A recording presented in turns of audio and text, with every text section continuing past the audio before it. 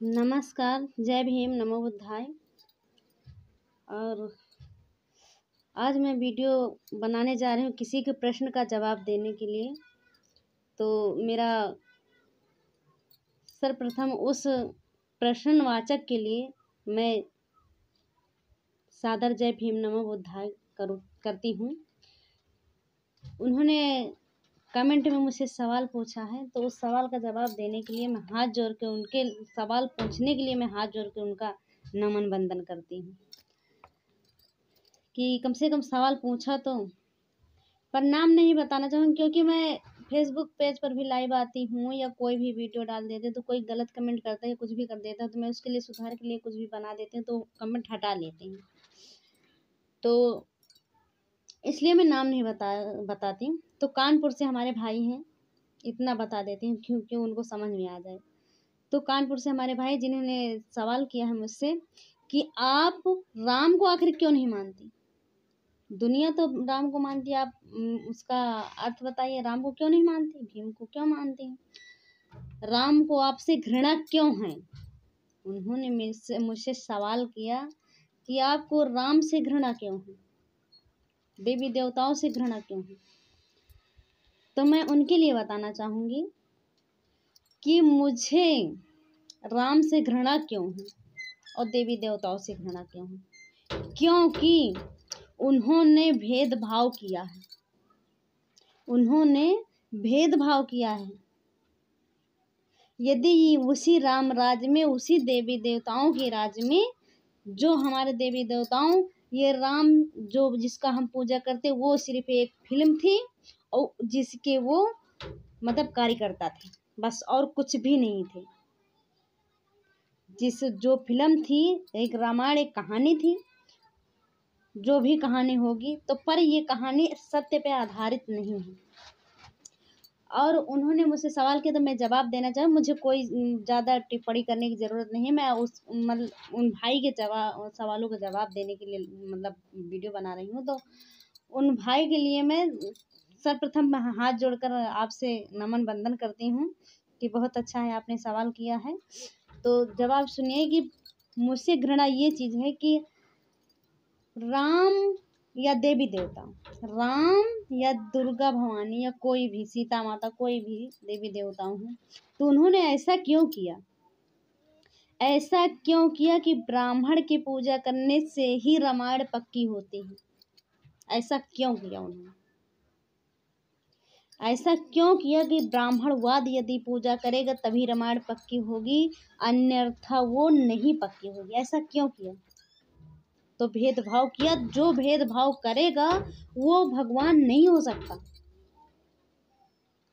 जो भेदभाव करेगा इंसान के बीच में, ये आत्माओं के बीच में, वो परमात्मा नहीं हो सकता, कभी नहीं हो सकता, कभी नहीं हो सकता। वो जो भी आत्माओं के मतलब सभी आत्मा एक समान होती है, तो अगर उन आत्माओं के अंदर अगर भेदभाव डालते हैं तो परमात्मा नहीं हो सकते हैं। परमात्मा तो वो हैं जो कोई भेदभाव नहीं मानते और सबको एक समान, सभी आत्माओं, सभी जीव आत्माओं को मानते हैं।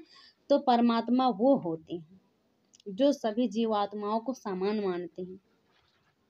अब राम ने या देवी देवताओं ने तो सीधा सी बस, ब्राह्मण पूजा नहीं करेगा तो वो सफल नहीं होगा, ब्राह्मण रामायण नहीं करेगा तो वो सफल नहीं होगा, ब्राह्मण ये नहीं करेगा तो सफल नहीं होगा, ब्राह्मण वो नहीं करेगा तो सफल, और दलित समाज छू लेगा तो अछूत हो जाएगा। ये सब कहाँ का परमात्मा है, ये सब कहाँ के भगवान थे भाई। इतना भेदभाव क्यों करके गए? अगर भगवान थे तो भेदभाव क्यों करके गए?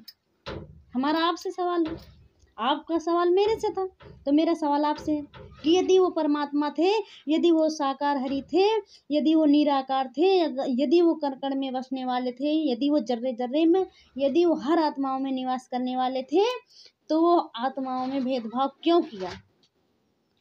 अगर वो परमात्मा थे तो भेदभाव आत्माओं में क्यों किया? तो मेरा सवाल उनसे है, मेरा सवाल आपसे है। तो मैंने आपका जवाब तो सही तरीके से दिया, आशा करती हूँ कि आप भी मेरे सवालों का जवाब देंगे। और मैं सभी प्राणियों से कहना चाहूँगी कि हम हो दलित समाज के हों, मैं इसलिए मुझे नहीं बुरा लग रहा है कि मैं दलित समाज से हूँ, पर बात ये है कि बुरा इसलिए लग रहा है कि भेदभाव क्यों? यदि भगवान है तो भेदभाव क्यों?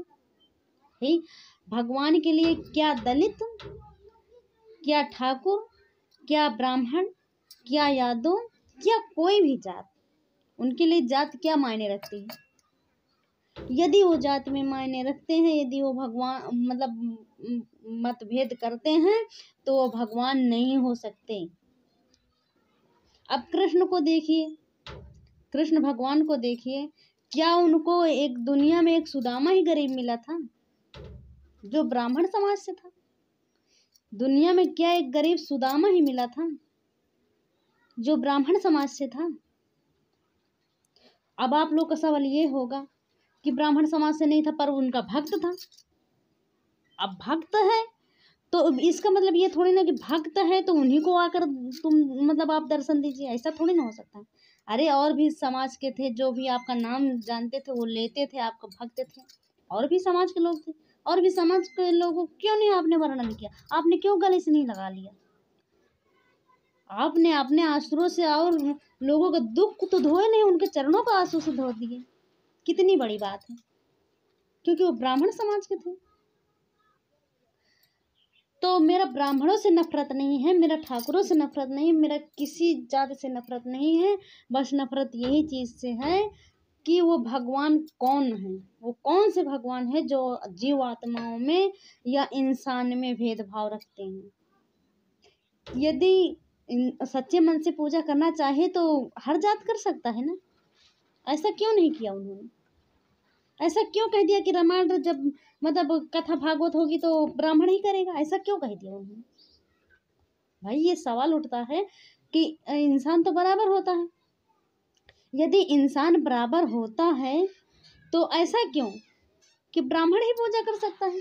अरे सच्चे मन से कोई भी जात अगर सच्चे मन से चाह ले तो कोई भी जात, यादव हुए, हमारे यादव भाई भी नहीं कर सकते। मान लीजिए दलित समाज मांस मदिरा का सेवन करता है, मान लीजिए, पर सब तो करता नहीं है मेरे ख्याल से, पर मान लीजिए अगर करता है तो हमारे यादव समाज हैं, हमारे मतलब और बहुत सारे समाज हैं, यादव समाज हुए, और मतलब क्या नाम है, बनिया समाज हुए। अब कितने ज़्यादा गिनाए, हमको तो नॉलेज भी नहीं है इतना और नॉलेज भी है, ऐसा बात नहीं है, पर इतना बहुत लंबा वीडियो भी हो जाएगा। और भी ऊंचे ऊंचे समाज है बहुत, गड़रिया हुए, ये सब तो मांस मंदिरा का सेवन नहीं करते, तो इनको क्यों पूजा का अधिकार नहीं दिया गया?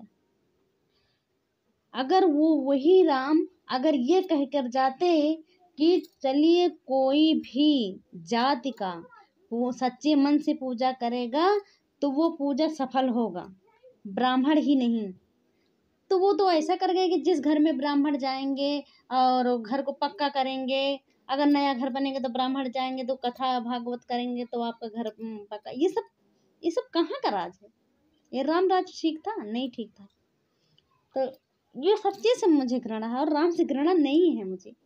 बस राम, यही इतना सवाल है कि यदि वो राम थे, यदि वो परमात्मा थे, यदि वो देवियाँ थी, यदि वो परमात्माएं थी हमारी, तो उन्होंने ऐसा क्यों कह दिया है कि आत्माओं के बीच में भेदभाव क्यों कर दिया कि भाई बस ब्राह्मण समाज पूजा कर सकता है या ठाकुर समाज? अगर मंदिर का पंडाल दुर्गा माँ का नवरात्र में पंडाल सजा होता है तो अछूत जात छू ही नहीं सकता उसको, उसकी मन कितने भी श्रद्धा से भरी हो कि मैं नौ दुर्गा का भक्त हूँ, मैं नौ दुर्गे में ये चीज कर दूंगी, नौ दुर्गे। पैसा तो लेने के लिए हर जात से ले लेते, पर पूजा करने का अधिकार उनको नहीं होता। यदि चंदा लगने लगता तो लाइए 500-400 आप भी दीजिए, पर पूजा करने का अधिकार उनको नहीं है। पंडाल पे नहीं बैठ सकते हैं वो, पंडाल पे बैठेंगे तो सिर्फ ब्राह्मण और ठाकुर समाज के बैठेंगे। ऐसा क्यों? क्या वो पक्के होते हैं इंसान और कच्चा होता है? ऐसा क्यों?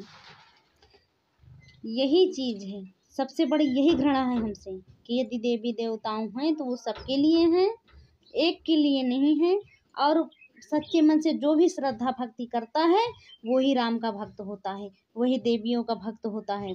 अगर जो भेदभाव करके गए हैं तो वो कोई राम का भक्त नहीं है, ना राम ही है। जिस राम की मैं पूजा करती वो राम तो सिर्फ एक नायक और नायिका थी, एक कहानी थी जिसकी रचना की गई थी। और मनगढ़ंत कहानी थी। कोई मतलब असलियत कहानी नहीं थी, वो मनगढ़ंत कहानी थी जिसकी रचना की गई थी, और वही मनगढ़ंत कहानी में हम लोग भटके फिर रहे हैं। तो मेरा दलित समाज से सबसे अनुरोध है कि आप लोग इस बातों को समझें कि यदि भगवान थे तो हम सच्चे मन से भक्ति करते हैं, हमें क्यों अधिकार नहीं मिल रहा पूजा करें, पूरा अधिकार क्यों नहीं मिल रहा पूजा पाठ। हमारी जात के भी लोग अच्छे अच्छे बाल बच्चे हैं, अच्छे अच्छे बेटियां, अच्छे अच्छे बेटे हैं, अच्छे अच्छे सब लोग हैं, और इससे एक भक्ति है। देखिए आजकल तो जय गुरुदेव जी चल रहे हैं, नारायण साकार हरि चल रहे हैं, इसमें बहुत सारे पिछड़ी जाति के हैं। तो वो लोग तो सामान में बैठाते हैं, तो आप क्यों भेदभाव करके गए भाई? वो लोग तो सामान में बैठाते हैं कि हाँ भाई अगर उस लाइन में आ गए हैं तो आप भी उसी में हो। अगर उसमें चमार आ गया, पासी आ गया, भंगी आ गया, कोरी आ गया, यादव आ गया, गड़रिया आ गया, ठाकुर आ गया, बाभन जो भी आ गया तो सामान में बैठता है, तो आप भेदभाव क्यों करके गए? ऐसा क्यों हो गया? तो अब भगवान कैसे हैं? बस लंबा वीडियो होने के कारण मैं बस इतना ही, और फिर कोई सवाल करेगा तो जवाब देने के लिए हाजिर रहेगी नीलम निशंका। और नीलम निशंका का आप लोग का सादर भीम, नमो बुद्धाय।